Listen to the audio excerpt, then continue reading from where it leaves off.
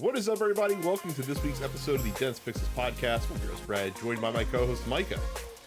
Hey. Karen. What's up? And Terrence. Hey. Not a lot of game talk this week, because we're all playing the same stuff that we were playing last week still.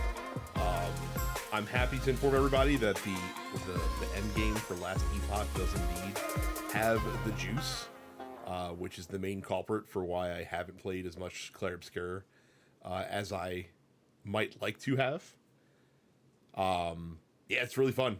I had the first the Diablo night where I started playing Last Epoch, and then my wife yelled at me to come upstairs to bed, and I looked at the clock and 4 hours had gone by without without the realization.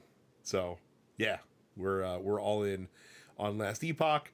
Terrence, you told us that you completed Expedition 33. Yep, finished it. Rolled credits on it. Final boss is The Rock didn't ruin that shit for video games too. God damn it.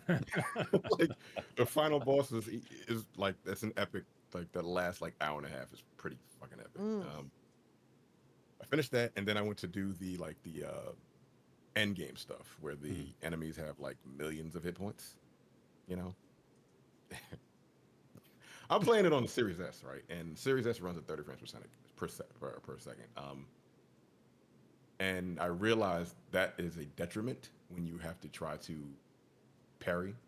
Yeah, a little more difficult. And I was watching the the Digital Foundry guys. They did their whole thing on it.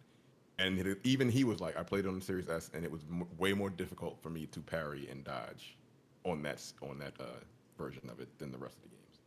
So I've been playing on that for the last week, and some of these bosses I cannot parry their attacks. It's just impossible, and they hit you once and kill you. They have millions of hit points, and you have 5,000, and if they hit you once, your character dies. And I had to take a break because it was pissing me the fuck off. It was making me so angry. Some of these boys, but I still love the game. But man, they are tough. I posted a video in the Discord. One of my characters, I was fighting something in the Gestral village, and they're one of the characters that have 5 million hit points, and I didn't realize that until I actually beat it. And you can't take damage. And it's a 1-on-1. It's a 1-on-1 fight, so you don't have your whole squad with you. But I beat them because the way I had my character spec'd out, I didn't expect it, but I had taken maybe maybe 2/3 of their health, and then I hit them with one attack. And when I saw how much damage I had done in that one attack, it was 3.8 million damage in one attack. I'm like, wow, okay, she's spec'd out pretty good, but the thing is, I have to survive long enough to even do that kind of thing. Is it Mael? Yeah, Mael. She's Mael's really good, man.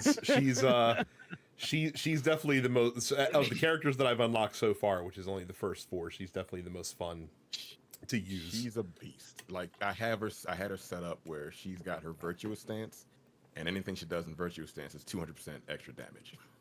And then there's a Pictos called Roulette, and you either do 50% of the damage you're capable of, or 200%. So apparently they procced at the same time. So I did 400%, and it was an ultimate attack, and it was 3.8 million damage. And I'm like, my jaw dropped because I did not expect to hit that character that hard to kill him. It was awesome. I really love the game, man. I love the and I wish the game was better at the presentation. I think the UI in the game is probably one of the biggest things that is not very good about it. But I hate attaching Pictos. It's a fucking pain in the ass. But I really like how much control they give you over how the characters develop. Like with Mael specifically in the leveling early game with her, I've done something that I never usually do, and I've kind of made her into a glass cannon. Like I'm dumping all of her attribute points into damage, basically, and not really allocating a lot to defense. When she's in her aggressive stance, obviously she takes more damage, so that's incumbent on me to be really good at dodging, so that I don't have to worry about taking damage. And that's kind of another place where the game can it has a difficulty selector in the game, but it also like allows you to kind of play with the difficulty that you want to in the game as well. Like if you're not so good at the like at the dodging piece, for example, you can buff your characters with a lot of defense, and then that way enemies might not hit as hard. So you have a little bit more forgiveness there, but you sacrifice being able to invest in other skills. It's a really neat game. Damage and agility are the most important things in that game. Yeah, because you want to go as many times as possible. Because again, some of these end bosses, they go like 5 times in a row before you get a chance. And I'm like, yo, come on, bro. Like, you really, like seriously, 6 times? Cool. All right, now I have to dodge 20 attacks before I can even. Yeah, Carrie, I'm excited for you to get to check this out at some point. I know you said you were watching. I'll get there partner. eventually. Yeah, yeah. I've been watching my partner play a lot of it. But he's now also starting to play a lot more Oblivion. We're both very Bethesda pilled right now, so. fair enough. I went back to Avowed. Just real quick. I went back to Avowed, and I'm 35 hours in. I really like that combat system. Like it just feels good. The story, I don't know what the fuck is going on. Like there's way too much talking. Yeah, it's something about like Dream Scourge and like fungus, like The Last of Us taking people over and they're going crazy. But the combat system is just so fun. I like just trying out different builds as I'm going through the game because you can respec whenever you want as long as you have the money. It's fun. I don't know why it's getting so much hate. I think it's because there's a lot of black people in it. Like I'm dead serious, yo. I'm dead serious. I was playing over the weekend and I'm like, yo, there's a lot of niggas in this game. I think the There's a lot. I think the diversity aspect is certainly one reason. I also think people were expecting, just because of who's developing it, for the game to be a certain way, and the game is not quite complex. that way. Yeah, it's kind of simple, you know. Yeah, and that's all I like.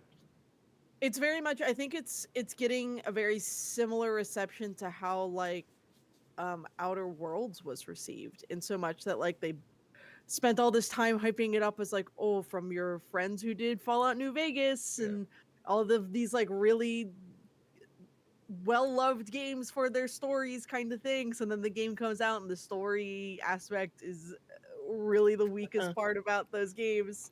So yeah, I think that has a lot to do with it. When Obsidian's name is attached to it, there's definitely a certain expectation in terms of narrative, and I don't think Avowed or Outer Worlds, for that matter, delivered on that. And you can also pick your pronouns in the beginning. I don't think. Oh, that pisses people off immediately. I mean that got it a negative score on whatever that stupid website is. That made people very upset that you could pick they them. That's pronouns. I'm like, all right, you don't have to pick it.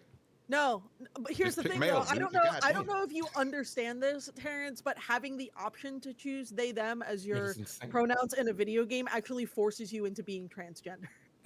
Well, you know. It turns you gay, forces you into taking HRT, because the woke mind virus. 20 years. Something or other.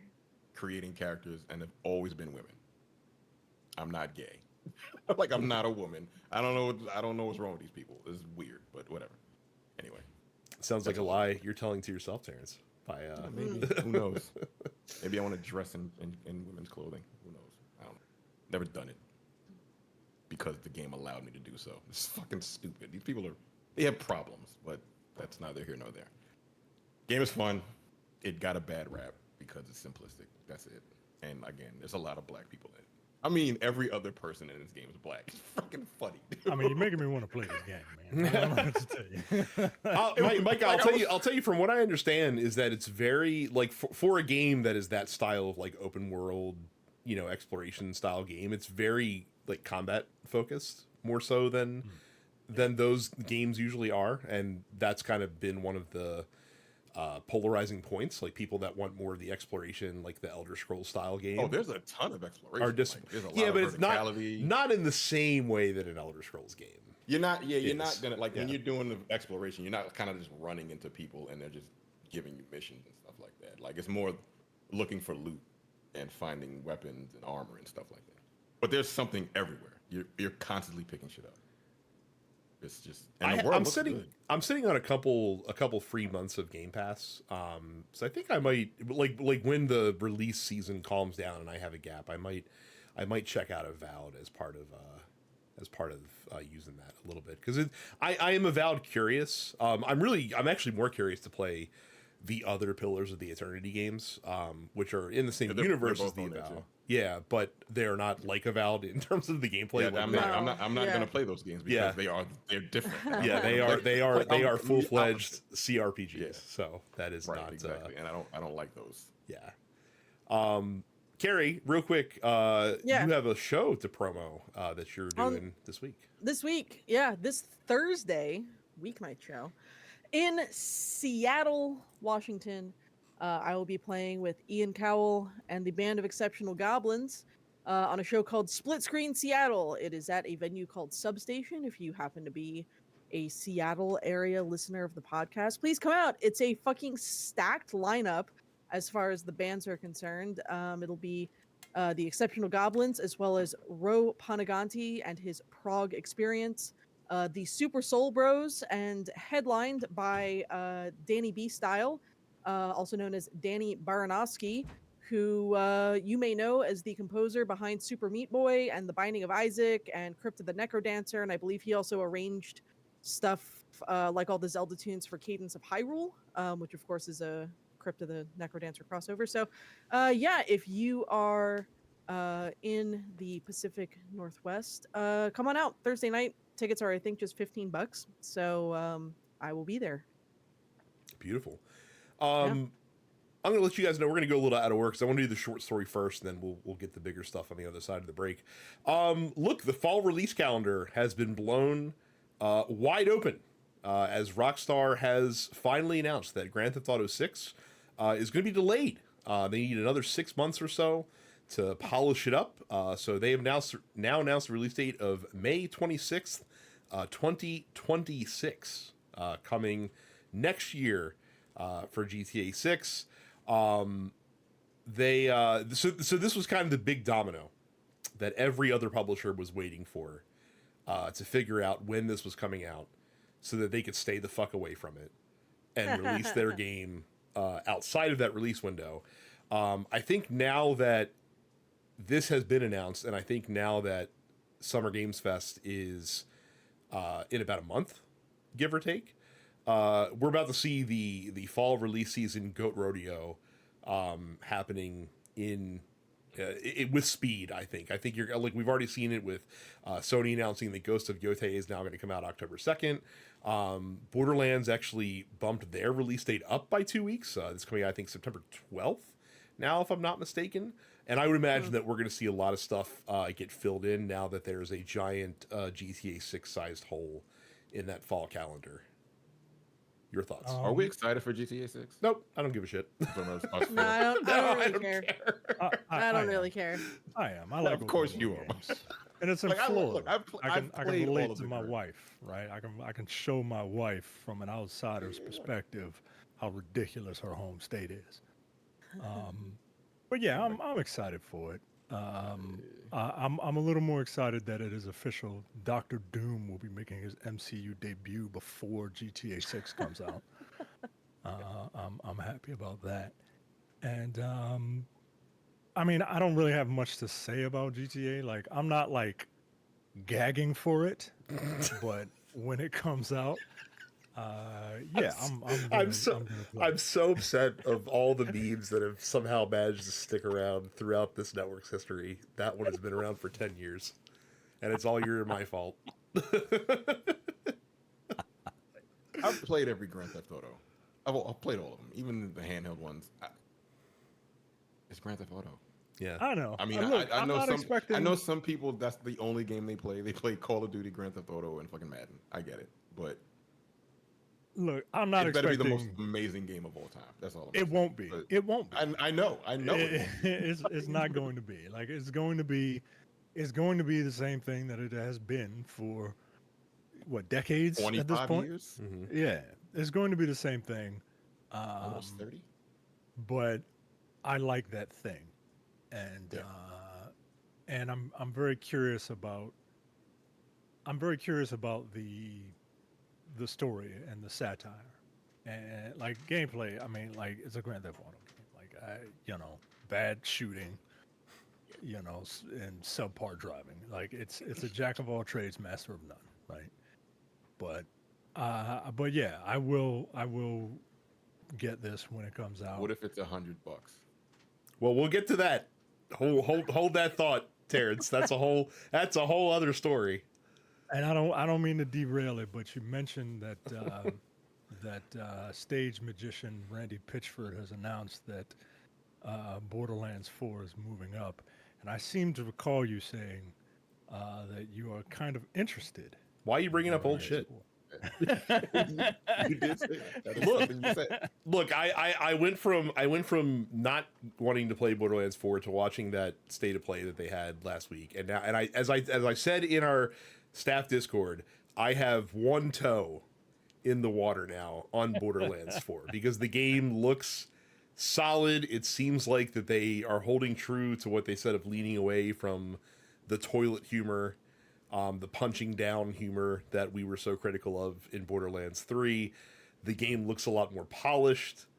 They're doing some cool things with the weapons. Really, what it's going to be about for me is the end game, because the one thing that I've always fucking hated in Borderlands is the end game, and that's kind of the fucking ball game with an ARPG, right? Like that's what's going to keep you coming back past the campaign. Yeah. So that I'm looking to see more. But I am now interested again. I will also say for the record that Randy Pitchford's new hairstyle is incredibly unfortunate. And do something different with your head. Well, I just bring it up just because we all have our games that we kind of like, even though they've been doing the same thing for decades. Mine is running around a fictional USA murdering prostitutes apparently, because that's all you do in Grand Theft Auto. And yours is putting up with Claptrap for fucking for 30 hours. Yeah, I mean that's kind of it. Two quick dips in the post office just because they're related on topic from Cam. GTA 6 would move to 2026 because Rockstar wanted to avoid crunch as much as possible, and dweebs online are mad at them about this. Yeah, that was one of the stated reasons that they moved, is because they had more polishing they wanted to do, and they did not want to force the team into a crunch situation, which I think is a valiant effort. I think that there's still 100% going to be crunch on the development of GTA 6 as we get closer to release. Yeah, absolutely. But and dweebs are mad about it because like everybody's a NIMBY, right? Right. Like everybody's a not in my backyard person. So yeah, I'm not surprised, and I don't think he's surprised either. I think he said that. He did, and that is, and but here's the thing, like this year, like again, last year we were all like remarking and agog at how insane, like the quality, the number of quality releases came out last year. And I feel like this year we're already on pace to like exceed 2023 numbers in terms of like quality game releases. There's going to be plenty to play. I'm sure there's going to be plenty from this spring that people may have missed because there's so many great games coming out this spring that you'll have time to play, even if there's not anything in the fall that's going to get you. So yeah, just let the people do their thing. Be happy that Rockstar's not, basically making their developers work in like a sweatshop situation. And, we don't know that to be true. Well, according to Jason Schreier, people from inside the company are telling him like, yeah, it's like exponentially better than it was back in GTA 5 days and stuff like that. So like they're making strides, which is I would hope so. It's been 13 fucking years. I would hope so too. But they were always like the infamous company that really, like one of the really more infamous ones out there that really pushed people. And then Mark asks, is GTA 6 moving actually a bit of a relief since it will give you more time with other games, or is all that relief just being felt by Randy Pitchford? I don't think Borderlands was too upset with GTA 6. There was this weird gap between them announcing them pushing the release date up, and then the GTA delay being announced, that people speculated that since they both are published by 2K, that that they knew that when the release date was, they were trying to like get out ahead of it. That turned out not to be the case. More. Well, again, not that I give a shit about GTA 6, but like, Mike, are you happy that like that you don't have to worry about just getting sucked down into GTA land once that drops this fall? I really wasn't worried about it either way. You know what I mean? Like when it comes out, then I'll get excited. But at this point, like, I'm too old to go through all the BS about like, oh, when is my game coming out? Like, I got too much other stuff to do, and I got too much other stuff to play. So, is it a relief for me? You know, it is what it is. I'm trying to go with the flow. Is it a relief for Randy Pitchford? You bet your sweet bippy. Yeah. He definitely doesn't want the cannibalization. And I know those two groups are, you know, they're not exactly like, the Venn diagram is not quite a circle, right? Those two groups, but it's big enough that like, because it's, you know, what is the Venn diagram for like incredibly like massive GTA fans as opposed to like them liking other games? I guess it depends on the group you talked about. Because Terrence, to your point earlier, like GTA, Call of Duty, like those games exist in a much broader landscape than, you know, the type of people that are listening to this show. Like you said, like there are people that will buy GTA 6 and that's just their game. Like that's the game that they're just gonna play forever. So those people are probably super pissed because like they don't play anything else. Yeah, the system is just sitting there. But like people that actually play a lot of games, I don't think they're too worried about it. Like when it comes, right? Like I said, whenever it's released, we'll pick it up, play it, go online for a little bit, and then be like, all right, that was cool. You know, that's about it. Like, I don't know. I don't know what this game is going to be like when it comes out.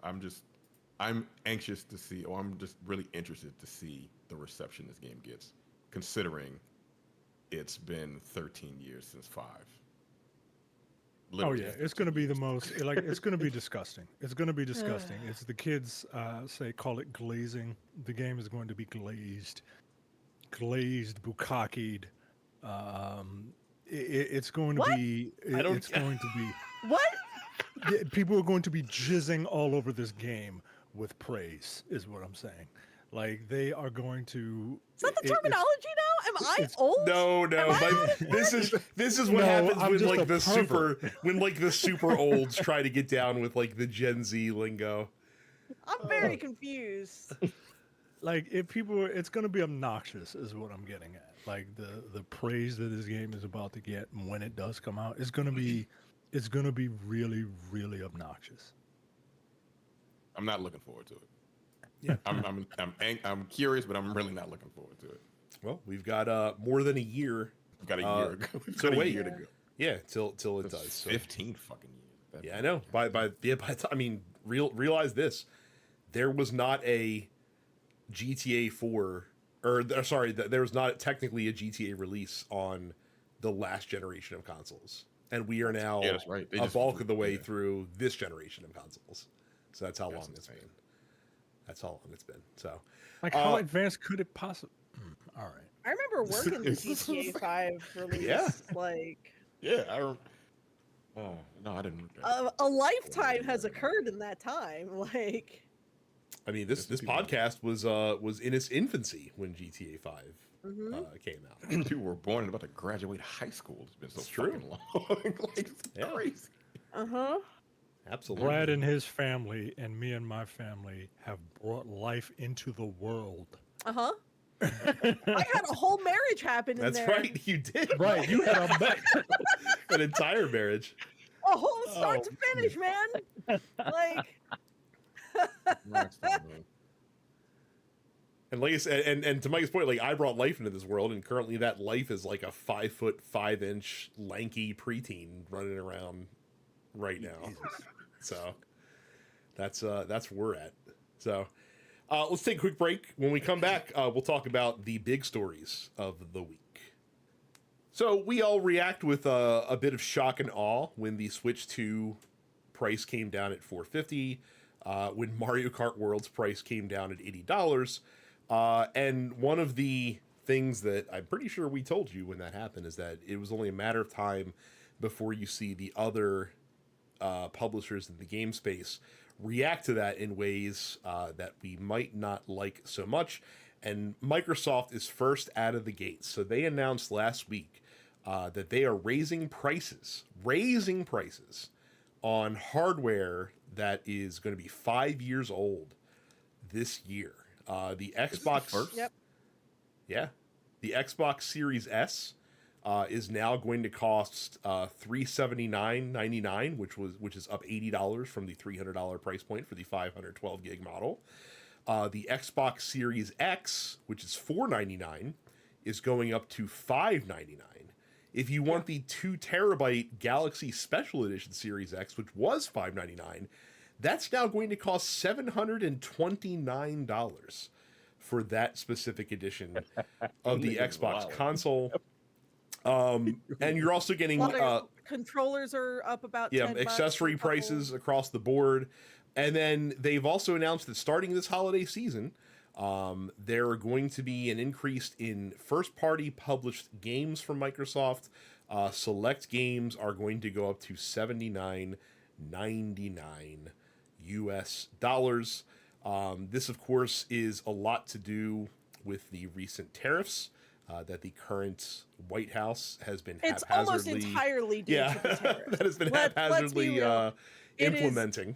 Almost entirely due to the tariffs that the current administration cannot decide if they want to do it, how much they want to do it, because, you know, they're using fucking Chat GPT to write their tariff formulas for them.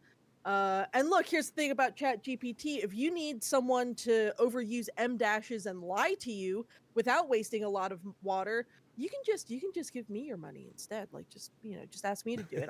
I will happily misuse punctuation and lie to you. But look, a lot of people want to blame Nintendo for this. This is not Nintendo's fault. This is the current administration's fault. 100%. Nintendo happened to just be first out of the gate with what they had to do in order to make sure that their business remains viable in the face of all these bullshit tariffs. And Microsoft is simply following suit. So as a reminder, if you voted for this administration, this is what you voted for, whether you knew that or not. I hate you. Yeah, also as another reminder, go fuck yourself. But there are a lot of people out there going, well, I didn't vote for this. Yes, I didn't vote for this. Yes, you did. You dumb motherfucker. Yes, you did. You did vote for this. So I'm going to give it 2 weeks before Sony follows suit. Yeah, 1,000%. At most, That 2 Pro weeks. is gonna be what, $800? Something like that. It's gonna be insane. And because and especially with the games piece of it, like, if Microsoft's gonna charge $80 for their first party games, and Sony's sitting there like, our games are way better than their fucking games. Like, like if they're shit, they may go to 90 if they're just like, fuck. I thought it was a joke that Microsoft was the first out of the gate after Nintendo. I'm like, niggas don't buy your shit now. What are you doing? Like, what's wrong with y'all? Like, dude, really? I can't get over $100. I can't get over a $730 5-year-old Xbox console. Like, what the fuck is that? Seriously. Terrence, baby! We love late stage capitalism, bitch! Especially when Welcome to didn't they hell. just have a marketing campaign where it's just like everything is an Xbox? Yeah. Like, well, what the fuck? But here that's the thing. Like, a lot of people have been speculating on this news. Like, hey, like, what better way than to drive people to your monthly subscription service than to raise the price of your games to a point where people don't think it's worth it? Because, like, look. If you're Mario Kart, if you're Nintendo and you're putting out Mario Kart World, if you're putting out like whatever the next Zelda game is, can you get away with charging $80? Fuck yes, you can. Like, people are going to definitely pay $80 for those games because there's a perceived level of quality that comes in those games that just isn't going to be there for the next Gears of War or like the next Forza Horizon game that comes out. People, I think, can be a little bit Bethesda's more. considered Xbox game. Bethesda games are considered Xbox, right? At Yes. this point. They are, yeah, 100%. And, So, and again, like no one's gonna pay $80 for Avowed. You know, like, no, they're not for Avowed. Like, and again, No. like, are there some games that they can probably get away with it? Sure. Like when Elder Scrolls 6 comes out, will people pay $80 for that? Yeah, people pay $80 for Elder Scrolls 6, 100%. in like the next Xbox will be out by then. That game ain't coming for another 12 Maybe. years. Dude, if they're raising, if they're well, but here's the thing, like, right? So like the whole point of like consoles, right? Like the whole point of consoles is to get it like you're making compromises from a, you know, like a power standpoint, but you're getting it cheaper. Like that's always been the whole purpose of consoles, especially in this, like the last couple of console generations. Like if you really give a shit about specs and money's not an object, you're buying a PC, right? Like the whole point of consoles is to make it easy and to make it affordable for families. There's a lot of people who are going to look at this that are going to be like, fuck, man, like why the fuck would I pay this much for a console that came out 5 years ago? Like this is the point. Yeah. Like we are typically in a regular console generation well past the point where we would have seen discounts and price cuts on these things. And they're not doing anything to make them better. From a like a mid-generation refresh, a stronger system, but they're just the system that came out in 2020, $100 extra. This is the first time I've ever seen a system go up in price. Yeah, 5 years in the game. Yeah, that's crazy. Yeah, do you think, but again, it's the terror. Late stage capitalism, bitch. This is the world we live in now. It's the world we've lived in for a minute. It's just finally catching up to all the bad decisions us stupid ass Americans are making. Do you think Canadian this prices, is their way of kind of like, I don't know, priming the pump? I don't know if that's the right term, but to set a new base. Donald Trump come up with that. According to is this like a plan to kind of set a new like base price for what people can expect, so that when the next box comes, people feel justified, right? If it comes, I'm just saying, I think that is 100% part of the calculus as well. Yeah, for sure. Yeah. So what happens when no one pays $700 for this thing? Then what? Because like I said, question. No one is buying your system. You're in third fucking place to begin with, and you just jack the price up. They're gonna try to get us used ones. They're not gonna buy brand new. That's crazy. Like you said, you just get a PC. I don't like playing on monitors. I just like being able to sit down on the couch or on my bed to play. That's my biggest issue. I don't want to sit in front of a computer monitor to play video. That's why I don't have a PC, and also I don't have the money for a fucking spec'd out PC. But like I've always been a console guy. Yeah. I'm just never gonna play, and I don't like mouse and keyboard. I hate it. I mean, brother, I don't use mouse and keyboard hardly at all. You think I'm playing mouse and keyboard on PC? Look, I don't know. Look, certain games, like when you're playing on Steam, they're like, it doesn't have controller support. I'm like, that's ridiculous. That's more of a rarity nowadays than that's more of the exception and not the norm. But yeah, to your point, Terrence, I don't know. Like, it is shocking to see Microsoft swing first at this. That was the craziest part to me. I'm like, y'all are bugging. You need to lower the price. Yeah, and then maybe or come out with more games or something. Well, honestly, here's my thought. Maybe it's a good thing from a marketing perspective for them, because that just means that once Sony comes out with their price hike within the next week and a half, then everybody's going to shift to being mad long term at Sony. Maybe. Like the crest of the fuck you Microsoft, how dare you raise these prices kind of wave will pass by Microsoft the minute Sony ups theirs too. So yeah. What if Sony doesn't even announce it? They just do it. You look on the website and all of a sudden, what if they don't? Like, wait, what the hell? What if they don't though? Hold on. They just don't. That's what I'm saying. Like, yeah. What if they just don't do the increase? They're just like, you know what? what if they come out and be like, you know what? We're not increasing prices. We're going to keep things exactly That would be wild. where they are in the U.S. I don't think they can afford like to a do that. PlayStation 4 thing, right? Where it's like you want to play games with your friends. Here, right? That's what they're gonna do. Carrie, I think you're right. Prices. They can't afford to do that, but I guess that really depends on what they're looking at from a software standpoint. But also, here's the other interesting thing, and this isn't on the docket, but so like that decision in the Apple Epic case was rendered last week, and basically the decision was Apple can't restrict games from directing players towards a like an off-site third-party store to purchase currency and stuff like that. So that Apple, theoretically, like a Fortnite or something like that, can tell people, hey, like, don't buy your tokens through here. Like, go here instead, and you'll pay less for them. And then Apple doesn't get their cut. If you don't think that piece of it is going to come to consoles at some point too, with that judgment, 100%. you are mistaken. So that'll be interesting to see how that also impacts, and maybe Sony like is looking at that and being like, oh, like we might not be able to guarantee that all this currency that we're selling, all these V-Bucks and FIFA points and all this shit is going to be guaranteed to come our way. So we might need to look into this thing. It's a real fucking wild time out there in the video game industry.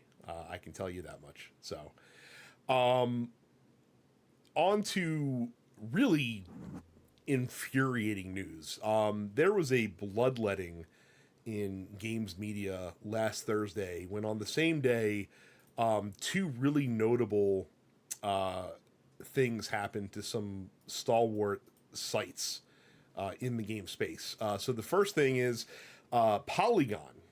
Probably, for my money, the best, like, if you're looking for straight news in the video game industry, like, Polygon was probably the gold standard for the last decade plus out there. They were sold to Valnet. Now, for those who don't know what Valnet is a media company that owns a lot of different websites like Screen Rant and things like that. Comic book resources. Yeah. And Collider. They're a content mill. They're not putting out. They are a content mill. They have been described as a content sweatshop. Like they're one of these types of companies that pays like really low rates for freelancers, and just for people to create stuff on the site just to get them clicks and sell ad space basically. And as part of this arrangement, Valnet laid off like the vast majority of Polygon staff, including people that have been there since the beginning of the site being stood up, in the middle of them negotiating with Vox Media for renewal to their union contracts. Right. Yeah. These people were all fucking laid off. So that was fucking out of the blue and devastating. And fuck Vox very much for knowing, because they knew exactly what was going to happen when they made this deal. The one that kind of hits me harder, personally, is so Giant Bomb has not been shut down, but Giant Bomb, as we know it, is probably dead. Because Fandom, who owns Giant Bomb and has owned it for the last several years, decided to basically shift. The rumor is they're shifting Giant Bomb to being like a guide site, and they also wanted to shift the content being made by Giant Bomb to be very PG-13, brand safe content that they could sell more advertisement for. Which, if you're a listener or a fan of Giant Bomb, kind of like undermines like what Giant Bomb is as a fucking media house, essentially, like, and undermines how they were created. Two of their top personalities and one of their top contributors, so Jeff Grubb and Dan Reichert, who both worked for Giant Bomb, I think have both left. I know Jeff Grubb has. I think Dan Reichert has as well, though that has not been confirmed.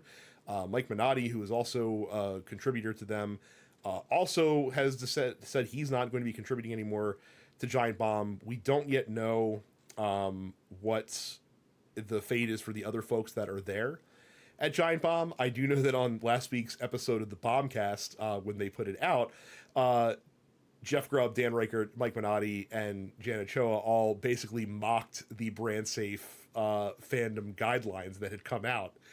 If you could find the first 10 minutes of that episode on the internet, it's very funny, and I highly recommend checking it out. The podcast got taken down, but it's been posted up in other places as well.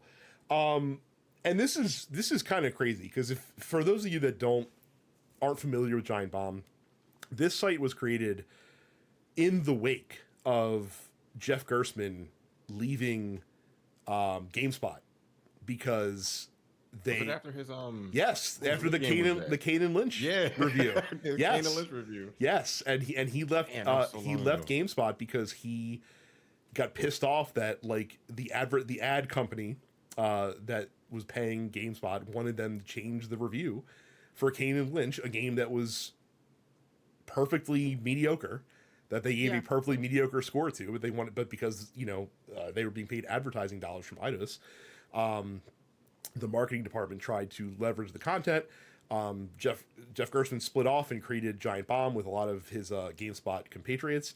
Of course, ironically, later Giant Bomb got bought by CBS, who also owns GameSpot, so it kind of came full circle. Yeah. But Giant Bomb was always kind of allowed to live in their own space, right? They were kind of the pioneers of alternative games media content to an extent. We've seen a lot of sites kind of follow in their wake. And it just really sucks to kind of see like fandom not understand like what they have and just literally try to make it something else. And and it's just really shitty. And I gotta tell you, I say it every week. I've been saying it a lot on Look Forward, and I think it holds true here with games media, like all media at this point. Like honestly, find the independent content creators that you like the most, and support the shit out of them the best you can. Yeah. Like whether that's with clicks or views or listens, or financially if you can, because independent media is what's producing good media right now, and institutional media, corporate owned media is just fucking circling the drain and is sucking so much shit right now, in all aspects of the world, and it's just fucking miserable to watch, and it's really shitty to see something that has been kind of plaguing politics, especially for the last like 8 to 9 years, give or take, now really start to make its tendrils into video games in a way that I am not a fucking fan of. This is why I spent the better part of 4 years just not really giving a fuck about video games, just because of seeing where the entire like industry was going. I still listen to the show every week, and like indie games to me, is where all the innovation is at, right? Technically, Clair Obscur is almost like an indie game. You know what I'm saying? It was 30 people made it. Took them 5 years, but like mainstream games and things like that, they don't do anything for me. No company wants to take a chance on anything anymore. Yeah, right? It's fucking stupid. I don't get it. Like gaming, people used to just, good or bad, they used to just make the game they wanted. If it sold well, good. If it didn't, well, at least you tried. But now these people are so worried about losing money. Right. That they have plenty of like the industry is making more money than it's ever made, and they're just worried about losing it. And I don't understand. I don't get it. People like innovation. You understand, right? Because you are part of this capitalist game, right? But what the people at the top fail to realize is that like you want to keep making infinite money, right? And you want infinite growth. You need infinite innovation. like that's you're not letting people be innovative. And you're not right, exactly. And then get pissed off when they're not innovative and it doesn't sell 12 million copies. Like you get pissed off when giant franchises with name recognition like Tomb Raider don't sell a bajillion copies of something. Like right. It just is so. I don't know, man. It's weird being into video games and seeing how, and extrapolating this to the rest of the world, right? Like we say, you know, get your politics out of my video games, but you can't, man. Like once you grow up and you realize that like everything I is mean, political, what was the current where what was the origins of the alt-right movement that we currently find ourselves governed by in this country? It was Gamergate. Right, Gamergate, Yeah. Right. So it's just wild, man. It's just wild that like this little hobby that I've been doing for 4 decades is like I see it now for what it is. You know what I mean? And it's Or what it's become. I don't think it was. yeah, what it's become. It's always been like this, but it wasn't like, but it like because you hear stories of like people who start video game companies with like earnest, and they're very earnest, and they're like, Yeah, we're EA. gonna do this, Right. and then computers they make you cry. Like that was Right. the fucking mission statement. and then it just kind of devolves into like business, and like I get it, I get it. It just fucking sucks sometimes, But- and there's a lot of collateral damage that goes along with it. You know what I mean? Like people who aren't in that business but cover that business are getting laid off for, for giving a mid game a mid score, right? People who are adjacent to it. This is how everything has a ripple effect, and people don't realize that. Just like with your stupid vote, you don't realize that everything has a ripple effect, man. Like, I don't know. Yeah. I don't know. Well, and it's interesting because Terrence, I think you kind of landed on a point that goes well on the media side too. Like you talked about, like independent game developers and smaller teams having the best games that are out there right now, and that's because it feels like they're actually making something with intent and not just following a template. And when you look at like independent games media or games media that's kind of pushing against and bucking what you normally see, like fandoms like, oh, we're going to turn Giant Bomb into this because we have this brand that has all this like name recognition and people know what it is, but they don't understand like That's what gives the brand its value, and they think that like, oh, we're going to change and make Giant Bomb this and people are going to stick around. No, they're not. No, they're not. Like they're gonna jump off the ship as fast as humanly fucking possible because what you've done is you've taken the thing they love and it's not that thing anymore. Just because it's still called that doesn't mean that the soul is still there. And that's what these fucking companies fail to realize. And to Micah's point, like all they're looking at is the bottom line. How can we make this more profitable? How can we squeeze every last dollar out of it? And then the worst part is like once they have determined like, oh, we have gotten all the money that's possible, it's easy for them just to fucking cut that piece off and just throw it off to the side. And it doesn't matter who it affects and how it impacts things because they're on to the next thing just to juice the books and kind of inflate the bottom line and get them in the black. So like I said, I wish nothing but the fucking worst for fandom. I wish nothing but the fucking worst for Vox Media, for Valnet. Fuck those guys. I really hope that the people who were impacted by this can find a way to stay in the games industry. Hopefully, like independent stuff. But again, like it's it's tough out there. I mean, we've been doing this show for as long as we have, and it's not like we've never cracked into like the upper echelon of like fucking games commentary or stuff like that. That's not why we're doing it. But there's a lot of people making games content out there, and especially in this. This time that we find ourselves in, people only have so much money to go around, right? So like it's a tricky business. And it just fucking sucks for everybody all around to see the consolidation, I guess, of the things that we hold dear, just to make it scrap a couple of bucks together. So it just really fucking sucks. What's going to happen is Giant Bomb, they're going to change Giant Bomb to whatever they're going to change it to, and they're not going to get as many hits as they used to get, and they're going to shutter. And then they're going to shutter the whole thing. That's what's going to happen. Yeah, They're going to 100%. kill their own branding and shutter the whole thing. Yep. That's fucking ridiculous, man. Yeah, but Like again, gutting what brought people to the dance. They don't want to that's- see. People don't like change. You know what I'm saying?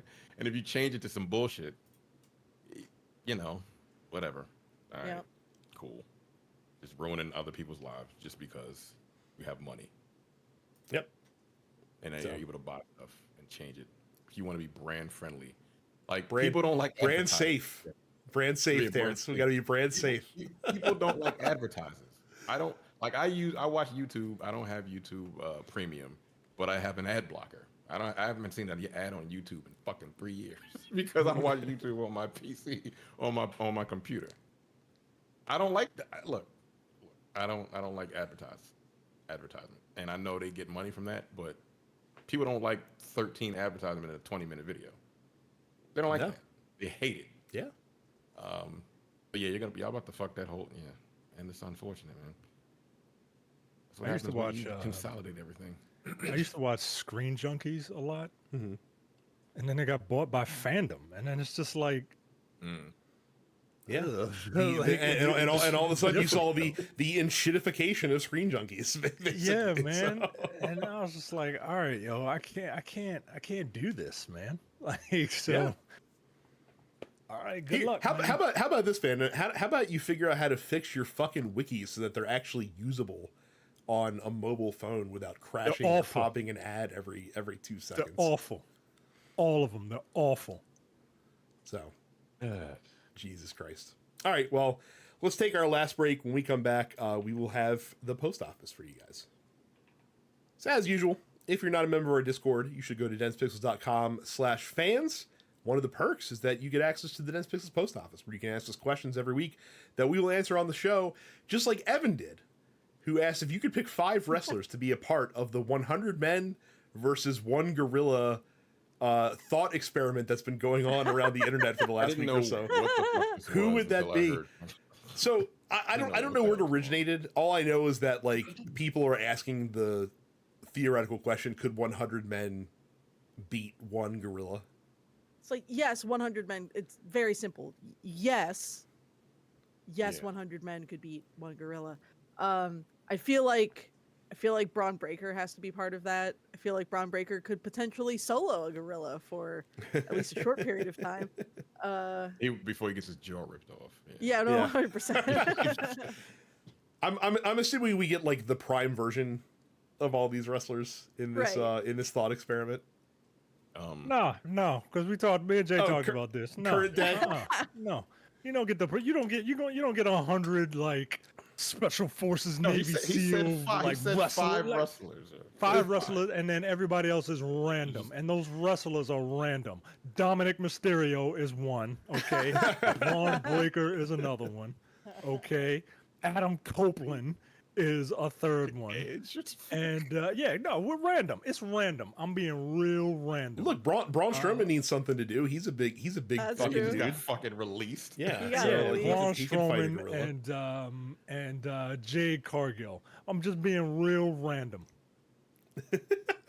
No, you got to be random with it, cause like Carrie said, you're outnumbering this animal, right? You're outnumbering him. Yeah, right? but it's also a gorilla who like has does not know how to control their own strength, right? Like they're fucking it's like fighting a bodybuilder on PCP. Like they're just gonna fucking destroy you. like when Dr. Octopus hopped into Spider-Man's body and punched a guy's mandible off, and he realized, oh shit, Spider-Man's been pulling his punches for 60 years.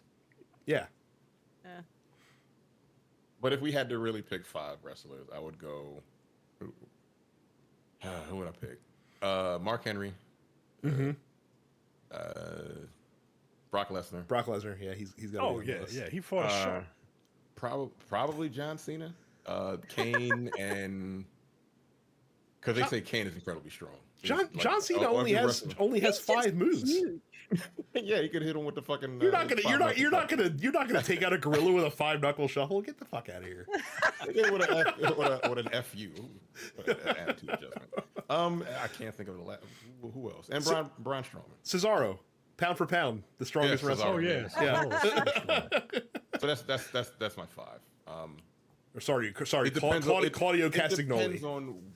depends on where they are in the 100-man rotation. If it's this them 5 up front, 3 of them are gonna die. So wait a second. Is the 100-man? Wait, is it 100 people at a time, or is it like a gauntlet match for the gorilla where he has to like face 100 people individually? How is 100 people gonna? Well, first of all, one person, like Mike and Jay said, one person has to volunteer to even start right. this shit off. Somebody's got right. Who's gonna be the Christmas addicts? Who's gonna go first? Here's Right? here's Like what you people get. are Here's what you get, okay? neglecting Alright, this. you gotta People are get- you gotta neglecting the get a dude- psychological part. You gotta get fucking Chad Gable out there as bait, and then follow him with Breaker, who like other big dudes. Fucking. Well, what like, you got to do? Pounds did you say he could throw? Like The fir- 1,800 pounds? Or some The shit first like that? guy has to be quick, so he can tire the gorilla out. Like he's gonna die, but he's gonna make it tired. In the Gorillas have meantime. terrible stamina.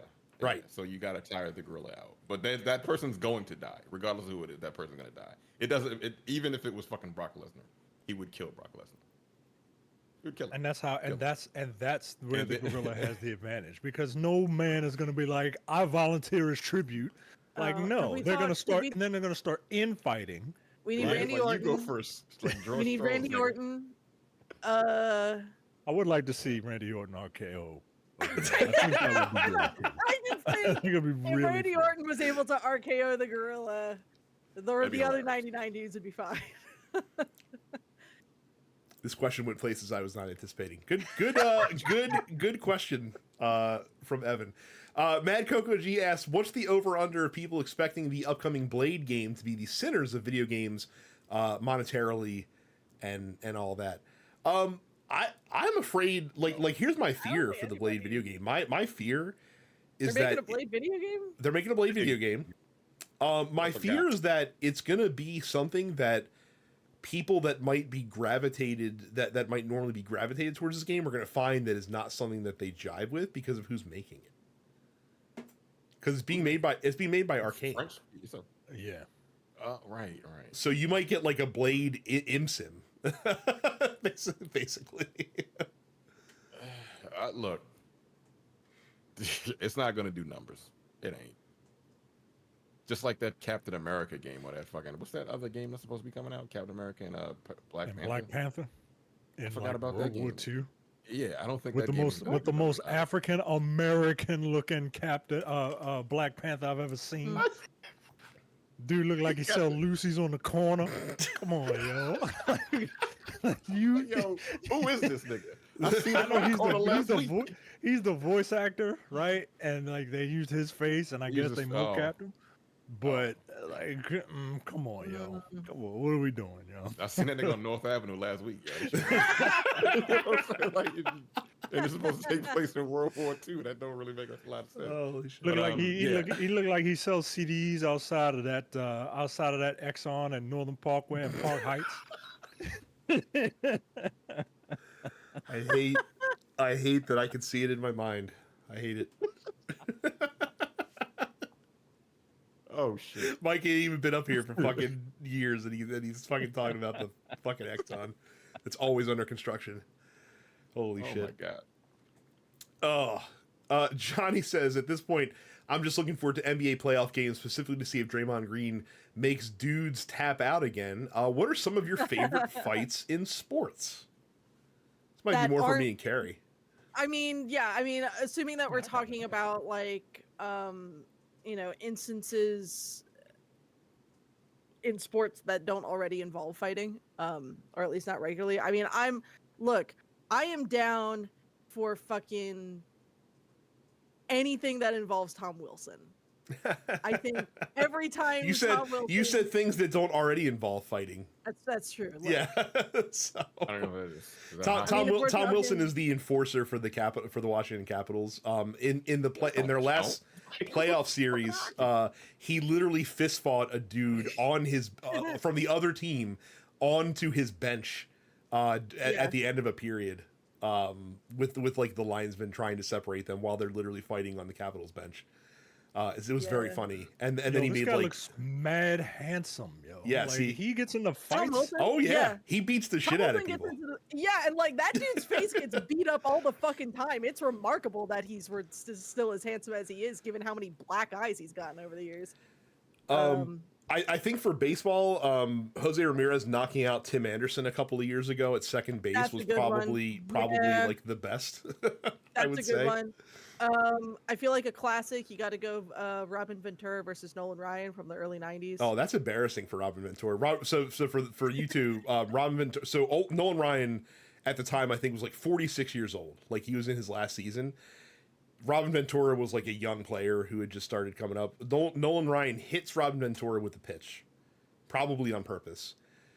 You see Robin Ventura like, I know I got like stand at the plate, and you can see in his head he's like, I know I'm gonna have to fight him, but I really don't wanna. And then he finally decides to charge the mound, and this 46-year-old man puts Robin Ventura in a headlock and just starts beating the shit out of his head. I've seen it. Yeah. Yeah. and just fucking And obliterates Randy, him. he's fucking, isn't he like Randy Johnson, like fucking 6 foot? No, Nolan Ryan was just a regular, No, like a Nolan six, Ryan. Yeah, regular Nolan Ryan was dude, just like yeah. a I'm 6 thinking foot somebody 6 foot dude, and Yeah. and Nolan he Ryan. beat the shit out of this young fucking baseball player, and so that was pretty good. The answer's I'm the Malice thinking in the bit- Palace, right? Yeah, The Malice. answer's Yeah, the I was Yeah, but thinking that, that one. but that's bad though. Like that's not like that's Nah, them fighting the that fans. Oh, that was That was amazing. What are you wonderful. talking about? That was Yeah. Them wonderful. niggas deserve that shit. Absolutely. That Chris Childs. I was actually watching this live. Chris Childs versus Kobe Bryant when he punched him in his throat twice. RIP Kobe Bryant. Like that was back in like '99 or something like that. That was a long time ago. Yeah, that was funny because Chris Childs was short as a basketball player. You know? And I don't remember what the hell happened, but yeah, they started scrapping on the court. Of the four That's a main classic. sports in America, hockey players are the toughest, right? The least toughest got to be basketball players. Oh, I disagree. Right? I disagree 1000%. Baseball players are the least toughest. But basketball players will fucking scrap.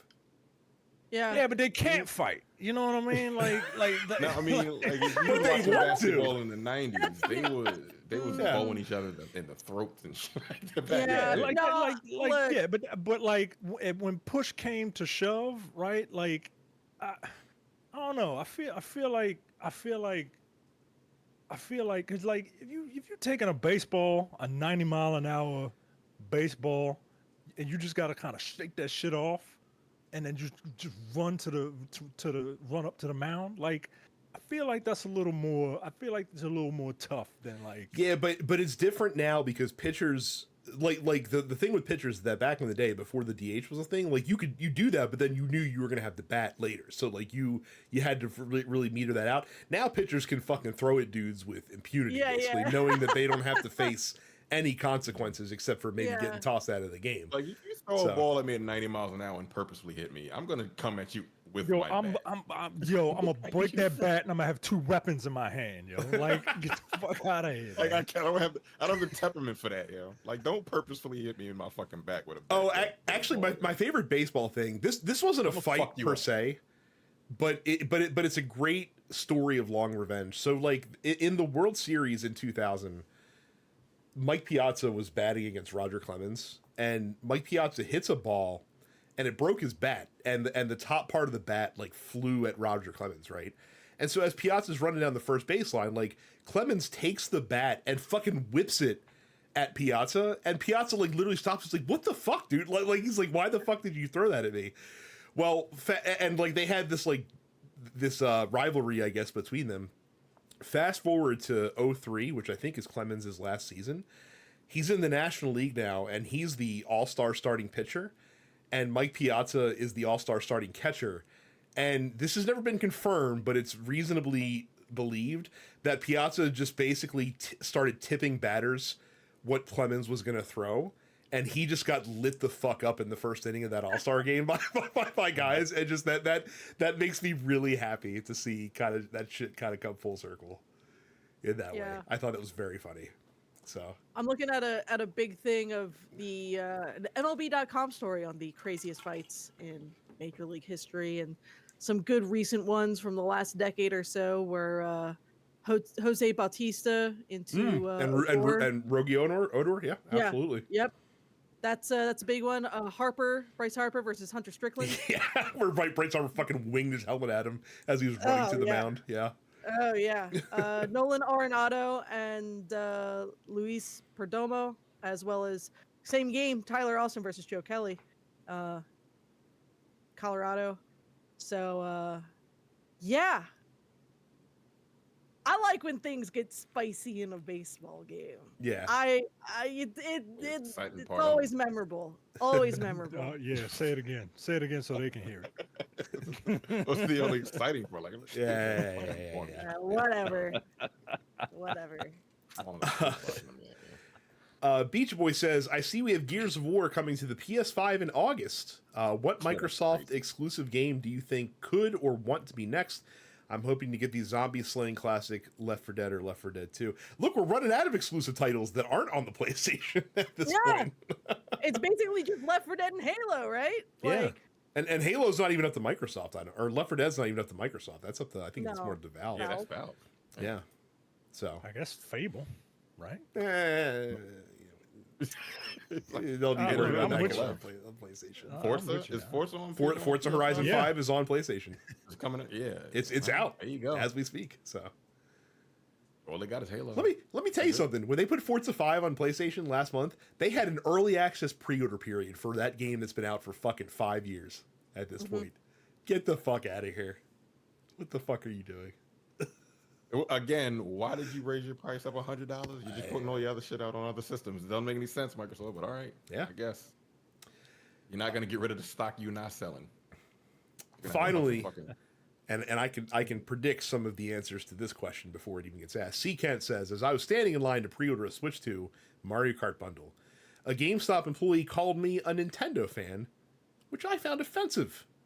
Is there a fan base that you would be offended to be associated with? MAGA. You all, Well, I mean, that's you know. That's not a fan base. That's a cult. That's different. Either Christianity, does that count? again, you said the same thing twice. Like, That's true. That's coming from the only fucking Christian on this podcast too. Either Snyder fans or Star Wars fans. Yeah, Star I Wars. was gonna say Star Wars. I was gonna say Star fans. Wars. Star Wars fans they don't know how to have fun, man. They really don't. And Snyder fans are like, well, Snyder fans are also a cult. So, Star Wars fans, Yeah. like, they don't like it. Are Star Wars fans not a cult? They're just annoying. Yeah, they're just really. No. Yeah. Okay. I mean, all right. Like cults generally like the thing that they are a cult of. Star Wars fans hate Star Wars. Fucking great. They continue to watch stuff they hate. One can say that's why they continue to watch. Right. How else are you going to complain I about hate the watching. black people in it? Right. Yeah, I don't know. What would I be offended if I was associated? I don't know. I can't think of something. I'm trying to think of just like really toxic subcultures within gaming. I'm trying, like, I'm drawing Pick blanks one. probably because I don't associate. Call of Duty. Well, look, if you're black, Call of Duty, because like, if you're black, any first-person shooter has got a fucking multiplayer component. If you're a person of color, if you're any type of minority. I think Like- for me, like, in hindsight, the things that I would be most embarrassed to be like associated with would be like Rick and Morty. Yeah, wasn't people like jumping up on fucking Mike McDonald's counters talking Yeah. about I'd have knocked your legs out from under you. Get the fuck out of here, yeah. Get out of my store. I think like Steven Universe, honestly. Something about that fandom always just kind of smelled weird to me. But I think if someone was like, "Oh, you're a fan of this," and I would be embarrassed that like I would be like perceived in that fashion, it would probably be like Rick and Morty. I'm a fan of Blizzard, but like I feel like I don't want to be like associated as like a Blizzard fan because like I have a perception of what that fan group is like, and it doesn't really jive with me. So that might be one for me. Mm-hmm. Really, what you want to avoid, just like if you're a fan of something, just stay away from like all the communities associated with it because they're just like the worst cesspools of people that you could possibly find. It's ridiculous. Go to the subreddit for any game that you like, and you'll just find the most miserable people that somehow manage to congregate all in one place and yell at each other. I saw somebody said that. It's like if you like something, don't go to the subreddit. Yeah, don't because it's all it is people fucking complaining about it. Yeah, it's like nonstop. It's ridiculous. The internet might have been a mistake, guys. I'm just saying. Wow. Oh my goodness. Well, I'll tell you what. That's a hell of a show for this week. We're gonna put a bow on it. Again, don't forget to go to Discord, denspixels.com/fans to join up there, to talk to some fans of this podcast who are not assholes and are not a cesspool of negativity and bullshit. A good community that you can come to talk video games with people. Again, don't forget to subscribe on YouTube by going to youtube.com/denspixels. If you prefer your podcast in audio format, you can search for TNP Studios to find our podcast as well as the Nerdpocalypse, Black and Black Cinema, and look forward. And if you want to support the show and the TNP Studios network with zeal, go to denspixels.com/premium and give us $5 a month to show us that you love us. Plus, you also get access to the full, unedited, uncut episode of the Look Forward Political Podcast, which is always a hoot in these uncertain times that we find ourselves in. I will tell you. That's gonna be it for us. Thank you guys very much for watching and listening. We'll see you all the next time. See ya. You're watching the Dense Pixels YouTube channel. Click the subscribe button while you're here and make sure you check out our weekly podcast where we discuss the latest gaming news and our impressions on what games we've been playing.